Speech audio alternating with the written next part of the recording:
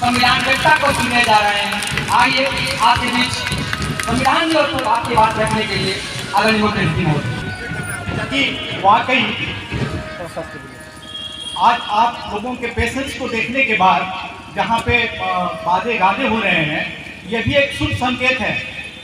ये अब्र जहाँ से उठेगा वो सारे जहाँ में बसेगा। यहाँ से उठने के बाद एक एक पर्सन जो है वाकई कॉन्स्टिट्यूशन को, हमारे संविधान को इस तरह से इम्प्लीमेंट करेगा जिस तरह से बाबा साहब ने और पूरे हमारे संविधान निर्माताओं ने उसका निर्माण किया था। और ये एक बिल्कुल शुभ संकेत है। मैंने कह दिया ना कि ये अब जहाँ से उठेगा वो सारे जहाँ में बरसेगा, तो बरसेगा, याद रखिएगा। तो मुझे बहुत खुशी हो रही है कि संविधान दिवस के इस मैंने के अवसर पर, शुभ अवसर पर, इस ऐतिहासिक कैमूर की भूमि पे सबसे पहले मैं इस संविधान को नमन करता हूँ और इस राष्ट्र ध्वज को नमन करता हूँ। और साथ साथ मैं यहाँ पे जितने भी मंच पे हमारे अतिथिगण बैठे हुए हैं, ये सब अपने आप में एक काफ़ी हाईली इंटेलेक्चुअल प्रतीत हो रहे हैं। मुझे ऐसा लगा इन लोगों के सुनने के बाद कि वाकई इन लोगों के दिल में कितना जज्बा है। मैंने यहाँ पे दो इम्पोर्टेंट पब्लिक रिप्रेजेंटेटिव जो we the people of India को रिप्रेजेंट करने वाले दो प्रतिनिधि हमारे मौजूद हैं। शायद इनकी बातों को सुनने के बाद मुझे ऐसा फीलिंग हुआ कि शायद इन लोगों के दिलों में कितना कशिश है संविधान के प्रति। खास तौर से मैं अगले बार जो ये संविधान दिवस मनाई जाएगी तो सम्राट अशोक हॉल में मनाई जाएगी। ये एक कितनी बड़ी ये आप लोगों की उपलब्धि है। ये देख रहे थे कि एक तरफ बाधे हो रहे हैं और दूसरे तरफ हमारे जितने भी श्रोतागण हैं जो भी आए हैं इस संविधान को इम्प्लीमेंट करने के लिए, कितनी पेशेंस के साथ इसको सुन रहे हैं। और मैं उसी वक्त से देख रहा था कि एक आदमी ने भी मुड़ के इधर उधर नहीं देखा। ये बहुत बड़ी बात है, ये बहुत छोटी बात नहीं समझी जा सकती है। इसी से अंदाज़ा लगा सकते हैं कि ये हमारे, देख लीजिए इनके चेहरे पे कितने गर्दो गुबार भरे हुए हैं और कितने दूर दूर से आए हुए हैं। अंदाज़ा हम लोगों को लगाना चाहिए और उन अधिकारियों को लगाना चाहिए जो संविधान को इम्प्लीमेंट करने वाली अथॉरिटी है, जो एयर कंडीशन में बैठ के और सारे पॉलिसी को पास करते हैं। उनको सुनना चाहिए कि कितना दर्द है हमारे लोगों के लिए, हमारे लोगों को, और उस दर्द की दवा संविधान में भरी पड़ी हुई है, लेकिन उसको इम्प्लीमेंट करने के बजाय उसको तोड़ ममोड़ के पेश किया जा रहा है डिफरेंट प्लेसेस पे। मैंने तो काफ़ी स्टडी किया और मुझे समझ में नहीं आ रहा है कि मैं अपनी बातों को कहाँ से शुरू करूँ। मुझे हमें इस गया था, उसमें भी मैं था। हाईकोर्ट जजेज वगैरह काफ़ी हाईली इंटेलेक्चुअल लोग और जितने भी IPS IAS थे सब वहाँ पे मौजूद थे, लेकिन वो मज़ा उसमें नहीं था जो आज आके मैंने यहाँ पाया। मैंने इन लोगों को देखा, यही रिप्रेजेंट करते हैं पूरे we the people of India को, यही लोग रिप्रेजेंट करते हैं, यही रियल में संविधान मैंने कि संविधान को बचाने वाले हैं और नेशन को चलाने वाले यही लोग हैं, वो लोग नहीं हैं। तो हम सिर्फ इतनी सी बात कहना चाहते हैं आप लोगों के सामने कि आखिर ये संविधान है क्या और इसको क्या लोग समझते हैं। हमने देखा है कि जब संविधान का निर्माण किया गया था और बाबा साहब ने जिस मशक्क़त के साथ इतनी अपनी खून को बहा के एक एक अनुच्छेद, एक एक आर्टिकल को इम्प्लीमेंट करवाया, जबकि उस वक्त रिवर्स पोजीशन था, ऐसा पोजीशन नहीं था जो आज यहाँ पे आके बैठे हुए थे, वो जमाना नहीं था। और उस रिवर्स पोजीशन में कॉन्स्टिट्यूशनल डिबेट होने के बाद, उनको इतनी परेशानियों का सामना करने के बाद, रो रो कर एक एक आर्टिकल को हमारे राइट को दिलाने के लिए उसने संविधान का निर्माण किया। और आज सब कुछ देख, जब वो थक हार के जब अपने फादर के पास जाते थे तो कहते थे कि बस इतना ही में तुम थक गए, तुमने देखा नहीं संघर्ष की वो कौन सा रास्ता है जिसको मंजिल नहीं मिली है। और फिर वहाँ से वो रिप्यूट होते थे। फिर वो वहाँ से नई उमंग के साथ जोश में आते थे और फिर वो काम करने में लग जाते थे और इतना शानदार संविधान का निर्माण किया और संविधान को प्रोटेक्ट करने की भी व्यवस्था कर दी संविधान में। चूंकि हम लोग जानते नहीं हैं, इसलिए वो संविधान आज इतनी मेहनत और मशक्कत के बाद जो हमारे राइट को दिए गए हैं और उस राइट को, उस खाना को जब परोस दिया गया और आज हमारे हाथों से छीन के जा रहा है, तो कभी किसी ने सोचा है कि हम इस लायक भी नहीं है कि हम उसको बचा सकें। हम इस लायक भी नहीं है कि उसको बचा सकें और बचाने वाले सिर्फ आप ही लोग हैं, ये श्रोतागण हैं, वो लोग नहीं हैं जो संविधान को इम्प्लीमेंट करने वाली अथॉरिटी बनी हुई है, वो लोग नहीं हैं। वो आपके राइट को प्रोटेक्ट नहीं कर सकते हैं जब तक आप अवेयर नहीं होंगे, जब तक ये नहीं जानेंगे कि हमारा अधिकार क्या है, संविधान ने मुझे मेरा अधिकार क्या दिया है।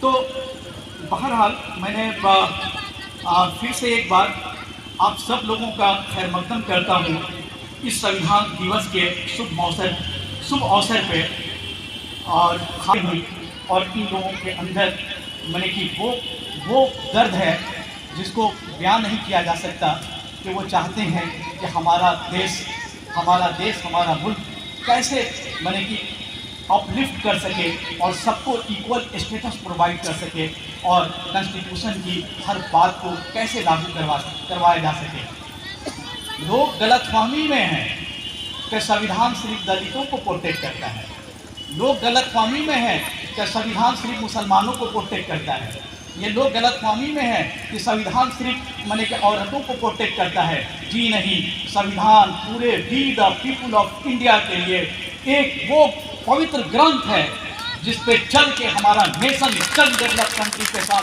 कंधे से कंधे मिला के चल सकता है। वो नहीं है, ये मत समझ लेना। अभी हमारे जैनेंद्र जी, हमारी मुलाकात तो इनसे नहीं है, लेकिन पता नहीं चेहरा अजीब सा लग रहा है कि मैं इनको कहीं देखा हूँ और ये कशिश मुझे खींची जा रही है। तो इनके स्पीच में मैंने कि बिल्कुल प्रैक्टिकल अप्रोच देखा। संविधान सिर्फ पढ़ने से और प्रियाम्बुल को रट लेने से नहीं होता है, संविधान को प्रैक्टिकल अपने जीवन में उतारना है, तभी संविधान की रक्षा हो सकती है। याद रखिए, संविधान को याद कर लेने से संविधान की रक्षा नहीं हो सकती है। आप लोग ये जान जाइए अच्छे तरह से, संविधान के एक एक अनुच्छेद को इम्प्लीमेंट करना होगा।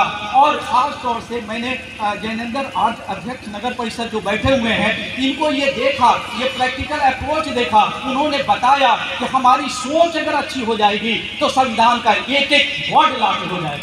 हमारी सोच लागू, और ख़ास तौर से इस सोच को इम्प्लीमेंट करने के लिए उन्होंने डिक्लेरेशन कर दिया इसमें कि बिल्कुल और बिल्कुल हमारी पूरी कोशिश होगी कि अगले बार जब संविधान दिवस मनाया जाए तो अशोक सम्राट हॉल में मनाया जाए। ये कम बड़ी बात नहीं है, ये बहुत बड़ी बात है। चलिए खैर, अब हम आप लोगों के सामने मैं ये बताना चाहता हूँ कि संविधान है क्या। कहा गया, भारत गुलामी की जंजीरों में जकड़े रहने के बाद 1947 में भारत को आज़ादी मिली। जब भारत को आज़ादी मिली तो ये शिद्दत के साथ महसूस किया जा रहा था कि हमारा अपना कोई सुप्रीम लॉ होता, हमारा अपना कोई मास्टर लॉ होता, हमारा अपना कोई पॉलिसी नीति निर्धारक लॉ होता, जिस पे पहले तो हम अंग्रेजों के विधि से गाइडेड होते थे, तो हमारा अपना कोई लॉ होता। और इसलिए हमारे संविधान निर्माताओं ने, जिसमें शिखर पे नाम, जिसका कंट्रीब्यूशन माने कि जिसको भुलाया नहीं जा सकता, और आज़ाद के उस भारत के लिए हमारे एक ट्रीटमेंट की ज़रूरत थी। जब सारा डाटा कलेक्ट करके लाया गया तो लॉ में एक थॉट है जिसको कहते हैं जूरिस्प्रूडेंस, विधि शास्त्र, और उसमें विधि शास्त्रियों के माने कि सारे थॉट और विचार दिए जाते हैं। और फिर उस थॉट के आधार पे ये पूछा गया कि हमारा संविधान कैसा होगा जो हमारी इस बीमारी को दूर कर सके, जो सदियों तक भारत गुलामी की जंजीरों में जकड़े रहने और के मुताबिक मैंने कि ये दवा प्रिस्क्राइब की गई, डायग्नोसिस किया गया। तो कहा गया कि हमारे संविधान का मुख्य उद्देश्य जो हमारे प्रस्तावना में है, और वो उद्देश्य होना चाहिए जस्टिस, लिबर्टी, इक्वालिटी और फ्रेटर्निटी, न्याय, समता, स्वतंत्रता और बंधुत्व। ये 4 गोल को अचीव करना था। और कहा गया कि अगर ये 4 गोल अगर भारत ने अचीव कर लिया तो वाकई भारत चंद डेवलप कंट्री के साथ कंधे से कंधे मिला के चल सकता है। और इस 4 गोल को अचीव करने के लिए संविधान में ओरिजिनल 395 अनुच्छेद का निर्माण किया गया। कितनी मेहनत और मशक्कत के बाद 395 आर्टिकल अनुच्छेद का निर्माण किया गया। और इस 395 अनुच्छेद को अचीव करने के लिए स्टेट को, राज्य को यानी कि पार्लियामेंट और हर स्टेट लेजिस्लेचर को, विधानसभा को यह आदेश दिया गया कि तुम कानून बनाओ। और फिर इस इन सारे जस्टिस, लिबर्टी, इक्वालिटी और फ्रेटर्निटी, न्याय, समता और न्याय, समता, स्वतंत्रता और बंधुत्व को लागू करो। और उसके लिए राज्य ने आज के डेट में करीब पूरे भारतवर्ष में 32,000 कानून लागू हैं, जो आप सब लोग जानते भी नहीं है, सबको पता भी नहीं है। लेकिन ये प्रिजम्पशन है कि we the people of India Bharat के सारे कानून से अवेयर है। लेकिन विडम्बना इस बात की है कि जहाँ पे ये प्रिज्यूम कर लिया जाता है कि भारत के लॉ ऑफ लैंड से सारे लोग वाकिफ हैं, जानते हैं, तो उसको जनाने के लिए भी स्टेट को उसी तरह से तत्पर होना चाहिए कि ताकि एक एक इंडिविजुअल तक ये बात पता चल सके कि क्या होना चाहिए। मैंने पिछले बार पटेल भवन में बिहार सरकार से ये रिक्वेस्ट किया था, जो अभी जयनंदन जी ने भी इस बात को कहा। इसीलिए मुझे लगा कि हम जो कुछ बोलना चाहते हैं तो उस बहुत सारी चीज़ें ये बोल रहे हैं। मैंने खास तौर से पिछले बार जो पटेल भवन में जो संविधान दिवस पे लेक्चर हुआ था, तो मैंने बिहार सरकार से ये रिक्वेस्ट किया था कि एक मैट्रिकुलेशन लेवल तक एक संविधान एक कंपल्सरी पेपर के रूप में होना चाहिए, ताकि एक एक इंडिविजुअल उसको जान सके, समझ सके कि आखिर ये है क्या। जिसे ये पता नहीं कि अधिकार क्या होता है, वो अधिकार का डिमांड क्या करेगा। जिसे ये पता नहीं कि सुप्रीम कोर्ट और हाई कोर्ट क्या होता है, वो कहाँ जाएगा सुप्रीम और हाई कोर्ट। इसमें से कितने लोग हैं जिसकी हिम्मत है कि सुप्रीम कोर्ट और हाई कोर्ट जा सके। फंडामेंटल राइट के उल्लंघन होने पे आपको रेमेडीज कहाँ दी जा रही है, तो सुप्रीम कोर्ट और हाई कोर्ट में दी जा रही है। उसके लिए हम याचिका दायर करते हैं। लेकिन अंदाजा लगा लीजिए कि ये सारी चीज़ें ऐसी नहीं थी। मैंने कि सिर्फ इतना से काम चलने वाला नहीं था। बहुत सारे लोग आए और बहुत सारी चीज़ों को इम्प्लीमेंट किया। ह्यूमन राइट कमीशन का एस्टेब्लिशमेंट किया गया, पब्लिक इंटरेस्ट लिटिगेशन रोक याचिका को निर्माण किया गया। अभी तो आगे की बातें हैं, मैं इसको चीज़ को रखूंगा। तो मैंने ये बताया कि आखिर संविधान कैसे आया। तो आप लोग, हकीकत ये है, रियलिटी ये है, किताबों में अलग अलग ढंग से भले लिखे हुए हो, लेकिन हकीकत ये है कि 1947 में जब भारत को आज़ादी मिली, सदियों तक भारत जब गुलामी की जंजीरों में जकड़ा हुआ था, तो उसे ये शिद्दत के साथ महसूस हुई कि हमारा अपना कोई सुप्रीम लॉ होना चाहिए, हमारा अपना कोई पॉलिसी मेकिंग लॉ होना चाहिए, हमारा अपना कोई मास्टर लॉ होना चाहिए। और उसके लिए क्या किया गया कि हमारे संविधान निर्माताओं ने बहुत सारी कमेटियां कंस्टिट्यूट कर दी, बना दी और भारत के एक कोने में भेज दिया, जाओ देख के तो आओ कि सदियों तक भारत जब गुलामी की जंजीरों में जकड़ा हुआ था, जब आज उसको आज आज़ादी मिली है, तो आज के डेट में हमारे लोग कैसे हैं, हमारी कल्चर कैसी है, हमारी सोसाइटी कैसी है, हमारे यहाँ डिफरेंट कास्ट, क्रीड और रिलीजन के लोग कहा करते हैं, उनकी स्थिति कैसी है, बता दो। जब ये सारे रिपोर्ट आते हैं तो फिर ये तय किया जाता है कि हमारे संविधान का मुख्य उद्देश्य क्या होना चाहिए। तो जस्टिस, लिबर्टी, इक्वालिटी और फ्रेटर्निटी होनी चाहिए, यानी कि न्याय, स्वतंत्रता, समता और बंधुत्व होना चाहिए। तो अब जरा सा सुनिए कि न्याय क्यों पहला गोल रखा गया, जस्टिस क्यों पहला गोल रखा गया। जस्टिस गोल इसलिए रखा गया कि अंग्रेजों के ज़माने में हमें कभी न्याय नहीं मिला। अंग्रेजों के ज़माने में खास तौर से हमें कभी न्याय नहीं मिला। ऐसा नहीं था कि अंग्रेजों के ज़माने में अदालतें नहीं थी, लीगल सिस्टम नहीं था, एडवोकेट नहीं थे, वकील नहीं थे, सब कुछ थे। सुप्रीम कोर्ट के तर्ज पे प्रिवी काउंसिल भी था, लेकिन यहाँ पे भारत के लोगों को कभी न्याय नहीं मिला। यहाँ के राजाओं को झूठी और छोटी एलिगेशन लगा के फांसी के फंदे पे पहुंचा दिया गया। अगर आप इंडियन लीगल कॉन्स्टिट्यूशनल हिस्ट्री को पढ़ेंगे तो राजा नंद कुमार ट्रायल, कैसूजुरा केस, पटना केस, इसको जुडिशियल मर्डर के नाम से जाना गया।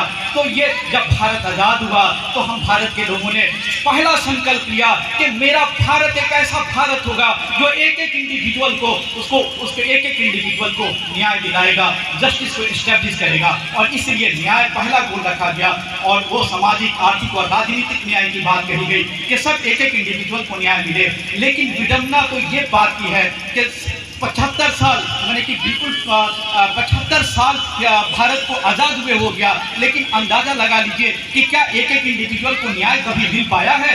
अभी भी न्याय मिल पाया? बहुत सारे लीगल सिस्टम रहे, लेकिन आज तक हमारे लोगों को कभी न्याय नहीं मिला। तो इस न्याय को एस्टेब्लिश करना कितना इंपॉर्टेंट चीज़ है। पहला गोल है, 75 साल का पीरियड गुजर चुका है, लेकिन फिर भी एक एक इंडिविजुअल को न्याय नहीं मिला। कहीं ना कहीं किसी न किसी, ये 3 ऑर्गन्स हैं हमारे कॉन्स्टिट्यूशन को चलाने के लिए, हमारे नेशन को चलाने के लिए, लेजिस्लेचर, एग्जीक्यूटिव एंड जुडिशरी, विधायिका, कार्यपालिका और न्यायपालिका। आप देखिए कि कहां कहां वो फेलियर है, और ये इसका कमांड आप लोगों के हाथ में है। रियल इसके हकदार आप हैं। आपके मुताबिक चाहे जैनेंद्र बाबू यहाँ के अध्यक्ष चुने गए हों, ये भी इसमें भी आपका योगदान है। चाहे वो मुखिया जी, दीपक जी मुखिया यहाँ पे बनाए गए, ये आपने इनको बनाया है और ये आपके लिए काम करेंगे। और यहाँ पे डेमोक्रेसी, लोकतंत्र की व्यवस्था ये कर दी गई कि अगर ये अच्छे काम नहीं करते हैं तो इनको मूव कर दो, 5 साल के बाद इनको हटा दो। ये पावर आपके हाथ में दिया गया, कॉन्स्टिट्यूशन ने दिया। लेकिन जरा अंदाजा लगा लीजिए कि आप इतने असहाय क्यों हैं। इसलिए असहाय हैं कि कॉन्स्टिट्यूशन को किसी ने पढ़ने की कोशिश नहीं, और पढ़ना ही नहीं बल्कि जिस इमोशन के साथ, जिस लगाव के साथ कॉन्स्टिट्यूशन का निर्माण किया गया, उस इमोशन, उस लगाव के साथ कॉन्स्टिट्यूशन को पढ़ना होगा। और यहाँ पे आज के डेट में मैं आप लोगों से एक रिक्वेस्ट जरूर करूँगा, सुन लीजिएगा गौर से। शायद तो लोगों को लगा होगा कि, और खास तौर से बाबा साहब की ये दुआ होगी कि इतने लोग हमारी बातों को सुनने के लिए आए हुए हैं, तो थोड़ा सा अभी शुभ कार्य हो गया, बाजा बज गई, अब थोड़ा सा शांति हो जाए। और इसलिए आपके पेशेंस को देख के मैं आपको इस बात को बताना चाहता हूँ कि सबसे इम्पोर्टेंट कि आप लोग आज यहाँ पे एक चीज़ आप लोगों को बताना चाहता हूँ। आप लोग यहाँ से जाने के बाद ये तय कर लीजिए कि हमारे परिवार से एक बच्चा लॉ जरूर करेगा, और वो रियल में, हकीकत में, जिस तरह से बाबा साहब ने पढ़ के किया था, सिर्फ डिग्री लेके नहीं, बिल्कुल लॉ के जान को। याद रखिएगा, कॉन्स्टिट्यूशन अपने आप में इम्प्लीमेंट हो जाएगा। कॉन्स्टिट्यूशन को कौन ठुकरा सकता है? कभी भी नहीं। याद रखिए, कहा गया, ये सोच लीजिए, ये बहुत इम्पोर्टेंट है। आप लोग तय कर लीजिए, एक टाइम का खाना खाएंगे, एक टाइम के पैसे को बचा के अपने बच्चे को लॉ कराएंगे। और वो लॉ सिर्फ यूं ही डिग्री लेने के लिए नहीं, वाकई पढ़ने के लिए, वाकई कॉन्स्टिट्यूशन के एक एसेंस को उसी तरह से जानने के लिए। देखिए, मैंने कहा कि कॉन्स्टिट्यूशन लॉ अगर लॉ एक एक घर से एक एक बच्चा अगर लॉ पढ़ना शुरू कर दिया तो वो सारे नियमों को, रूल और रेगुलेशन को जान जाएगा। वो अपने और अपने परिवार और अपनी नेशन, अपने स्टेट की मैंने कि रिस्पॉन्सिबिलिटी को समझ जाएगा, और उसके राइट को समझ जाएगा कि हमें इसे कैसे राइट को दिलाना है। पब्लिक इंटरेस्ट लिटिगेशन आया, मैंने कि जस्टिस पीएन भागवती की देन है।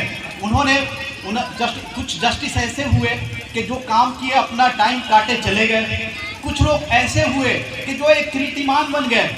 जैसे कि आज एक थोड़ी सी एग्जाम्पल के तौर पे कह रहे हैं कि यहाँ पे जो भी मैंने कि पब्लिक रिप्रेजेंटेटिव हैं, अगर ये लोग कितना यंग हैं अभी, और ये लोग अगर काम करना चाहेंगे तो मुझे यकीन है कि जब कैमूर के धरती पे ये लोग पैर रखेंगे तो लोग इनको पैर चूमने के लिए दौड़ पड़ेंगे, अगर ये लोग काम बढ़िया से कर दिया तो। और फिर ये वो हैसियत बन जाएंगे, ये वो ताकत बन जाएंगे कि पूरे दुनिया में जो हिंदुस्तान का, भारत का जो कल्चर है, जो सभ्यता है, ये पूरी दुनिया में विख्यात है। ऐसी सभ्यता, ऐसी संस्कृति पूरे दुनिया में मिलने वाली नहीं है। लोग ये सरप्राइज रहते हैं, लोग ये सोचते हैं कि भारत में जहाँ पे डिफरेंट कास्ट, क्रीड और रिलीजन के लोग रहा करते हैं, ये देश इतना स्मूथली, सुचारू रूप से कैसे चल जा रहा है। जहाँ पे सिर्फ एक कास्ट के, एक रिलीजन के लोग रहने वाले हैं, उस देश को चलाने में इतनी परेशानियां हो रही हैं। तो ये देश इतना स्मूथली कैसे, सुचारू रूप से कैसे चल रहा है? उन्हें क्या पता है कि भारत का जो संविधान है वो इतना इतना सुंदर बने कि जस्ट लाइक एक पवित्र ग्रंथ है, और वो ग्रंथ में इतनी ताकत छुपी हुई है कि ऐसे ऐसे कितने भारत को चला देगा। और पूरे वर्ल्ड में कहा गया, पूरे वर्ल्ड में ये रिकॉग्नाइज किया गया कि बाबा साहब अम्बेडकर जैसा इंटेलिजेंट स्कॉलर दुनिया में कोई नहीं। पूरे ये वर्ल्ड का रिकॉर्ड है, ये सिर्फ हम ये नहीं कर रहे हैं। और उनके द्वारा ये संविधान की रचना की गई है, उनके द्वारा बनाया गया है। ये अलग बात है कि संविधान की रचना में और बहुत सारे लोगों का योगदान रहा। इवन इफ तक के इस कैमूर की धरती पे रहने वाले एक शख्स हैं, उनका नाम है बाबू गुप्तनाथ सिंह।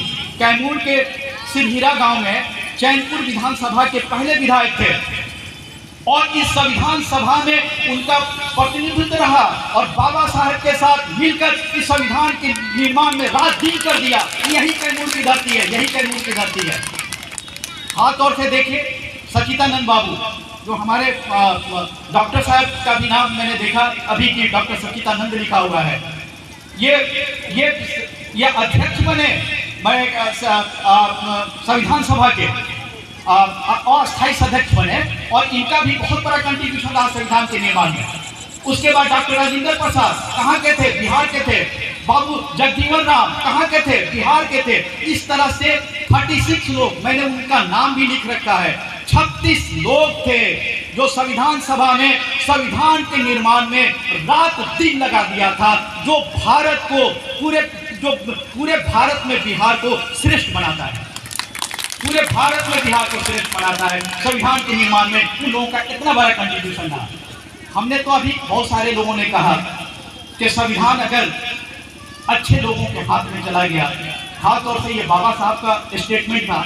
बाबा साहब ने खुद से कहा था, मैं उस लाइन को सुना रहा हूँ। महसूस करता हूँ कि संविधान चाहे कितना भी अच्छा क्यों न हो, यदि वे लोग जिन्हें संविधान को अमल में लाने का काम सौंपा जाए खराब निकले तो निश्चित रूप से संविधान खराब सिद्ध होगा।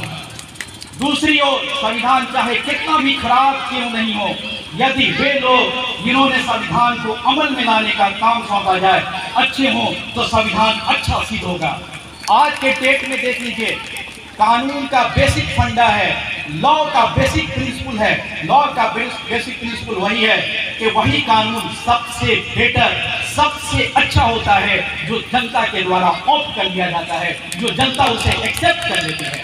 आज के डेट में देखिए, जितने भी कानून बन रहे हैं उस पर कितने हेजिटेशन हो रहे हैं, उस पर जनता बिलक पड़ रही है। देखिए किसान आंदोलन हुआ, किसान कानून को वापस करना पड़ा सरकार को। अब आप we the people of India बना कि हमारे सरकार बनी, ये पहले बता दीजिए। आज चंद मुट्ठी भर मैंने किसानों ने उस कानून को वापस करने के लिए मजबूर कर दिया। तो हम ये सोचना चाहिए कि हमारी सरकार ऐसी कानून ही क्यों बनाती है, हमारी सरकार ऐसी कानून ही क्यों बनाती है जो संविधान की भी उल्लंघन करती है, हमारे दिलों को भी तोड़ देती है। अरे हमसे तो सरकार है, हमसे तो प्राइम मिनिस्टर है, हमसे तो एग्जीक्यूटिव, लेजिस्लेचर और जुडिशरी है। हमारे लिए ना है। किसी भी नेशन को चलाने के लिए, किसी भी राष्ट्र को चलाने के लिए 3 इंपॉर्टेंट ऑर्गन्स होते हैं, legislature, executive and judiciary. Legislature का काम है कानून बनाना, विधायिका का काम है कानून बनाना, कार्यपालिका का काम है कानून को पालन करना, जुडिशरी का काम है कानून का निर्वचन करना, यानी कि न्याय करना, निर्वचन करना। और ये तीनों काम किसके लिए किया जाता है? आप लोगों के लिए, आप लोगों के लिए। We the people of India सबसे स्ट्रॉन्ग ऑर्गन है, we the people of India. हमारे इंस्पेक्टर साहब की बातें बहुत अच्छी लगी। ये लोग वो लोग हैं कि कानून की इंप्लीमेंटिंग अथॉरिटी हैं। आज इनके दिल में जो दर्द है, काश सारे पुलिस वालों के दिल में ये दर्द हो जाती, जस्टिस वहीं पे एस्टेब्लिश हो जाता, वहीं पे जस्टिस एस्टेब्लिश हो जाता। हकीकत में, रियल में सब जानता है, लेकिन कोई करने वाला नहीं है। विधायक क्या है, माने कि आर्बिट्रेरी एक्शन करने से। आज सुन लीजिए, और इन्हीं औरतों के लिए बाबा साहब ने हिंदू कोड बिल लाने की कोशिश किया था। हिंदू कोड बिल आप लोग सुने होंगे। और उस वक्त वो 1 मिनट लाने की कोशिश किया। हिंदू कोड बिल में खास तौर से मेल और फीमेल औरतों को और मर्दों को इक्वल करने की कोशिश की। उत्तराधिकार से संबंधित, डाइवोर्स से संबंधित, मेंटेनेंस से संबंधित सारे प्रावधान को लागू करने की बात कही गई। गौर से सुनिएगा आप लोग, जब बिल पास करने की बात आई उस वक्त तत्कालिक प्राइम मिनिस्टर ने दबाव था उन पे भी, और उन्होंने कहा कि कुछ संशोधन के बाद इस बिल को पास किया जाएगा, अभी छोड़ दिया जाएगा। बाबा साहब को इतना टच हुआ कि उन्होंने मंत्री पद से इस्तीफा दे दिया। कितने लोग हैं आज के डेट में कि वहां पे जाने के बाद हम सबके लिए इस्तीफा देने के लिए तैयार हो, हमारे सबकी कुर्बानी कर देगा, लेकिन वो चेयर पकड़ के बैठा रहेगा कि नहीं, हमें इस्तीफा नहीं चाहिए। हकीकत तो ये है कि हम ही में से वो लोग वहां पे जब चले जाते हैं, और जब चले जाते हैं तो हम लोग कितना अरमान से, कितनी उम्मीद से उनको भेजते हैं कि वो हमारे इंटरेस्ट को प्रोटेक्ट करेगा, हमारे राइट को प्रोटेक्ट करेगा। और जब वहाँ वो जाता है तो हमारी इंटरेस्ट को क्रश कर देता है, तो लोगों को भ्रम और विश्वास खत्म हो जाता है। हमें बहुत सारी बातें हैं जो कि इम्प्रैक्टिकल आज के डेट में, ये सुन लीजिए, जो प्रिंसिपल्स है विधि का, लॉ का, कि वही लॉ सबसे बेटर है, सबसे अच्छा है, वही लॉ सबसे बेटर है, सबसे अच्छा है जो जनता के द्वारा अपना लिया जाए। वो लॉ बेटर नहीं है, वो लॉ अच्छा नहीं है जिसे जनता खता जाए, व्याकुल हो जाए, भागने लगे। और हमारे राजा को भी चाहिए कि इस तरह के कानून को लागू नहीं करे, नहीं तो याद रखिए वो दिन दूर नहीं जब जनता रिवोल्यूशन पे उतर आएगी तो ऐसे कितनी सरकारों को और कितने लोगों को रास्ता दिखा देगी। इसलिए कि उसको ये पावर है, और फिर हमारे अंदर जो पोटेंशियलिटी है उसको आगे बढ़ाना है।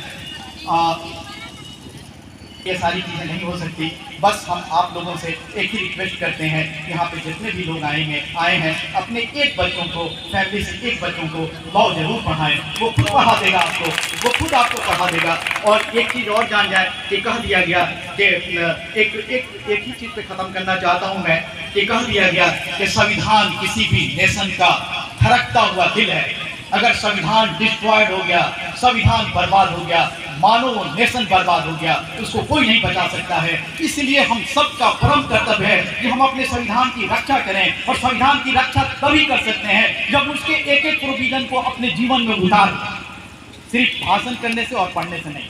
Thank you, all the best.